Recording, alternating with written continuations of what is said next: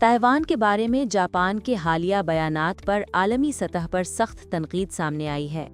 مبصرین کا کہنا ہے کہ تائیوان چین کا ناقابل تقسیم حصہ ہے اور اس حقیقت کو کسی صورت چیلنج نہیں کیا جا سکتا۔ تائیوان سے متعلق جاپانی وزیر اعظم سانائے تاکائچی کے یہ بیانات انتہائی غیر ذمہ دارانہ قرار دیے جا رہے ہیں۔ تائیوان کا معاملہ چین کی خارجہ پالیسی کی بنیادی سرخ لکیر ہے۔ چین اس معاملے میں کسی بھی قسم کی مداخلت یا سیاسی استعمال کو برداشت نہیں کرتا۔ میری رائے میں یہ بیانات حقیقتاً ایک نہایت اشتعال انگیز اور افسوسناک قدم ہیں۔ چین کی سال 1949 سے اب تک ون چائنا پالیسی چین کی سرحدی سالمیت سے جڑی ہوئی ہے۔ چین کبھی پیچھے نہیں ہٹے گا، خاص طور پر جب بعض خارجی قوتیں اس معاملے کو سیاسی فائدے کے لیے استعمال کرنا چاہیں۔ یہ بہت ضروری ہے کہ جاپان کے وزیر اعظم اس معاملے کی سنگینی کو سمجھیں۔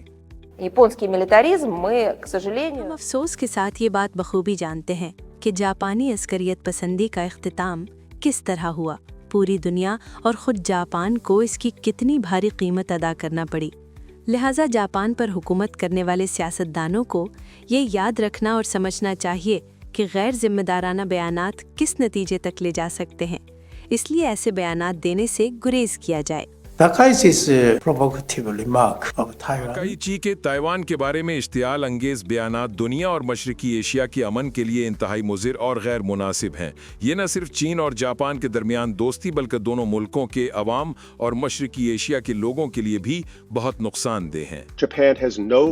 جاپان کے پاس بین الاقوامی طور پر تائیوان سے متعلق معاملات میں مداخلت کرنے کا کوئی قانونی جواز نہیں ہے۔ جاپان کی طرف سے اس اصول کی خلاف ورزی دراصل پوری دنیا کے خلاف عمل کرنے کے مترادف ہے۔ ماضی میں بھی جاپان اسی قسم کی سنگین اخلاقی غلطی کر چکا ہے۔ اگر ٹوکیو اسی تاریخ راستے پر چلتا رہا تو آج بھی ماضی کی صورتحال دوبارہ سامنے آ سکتی ہے۔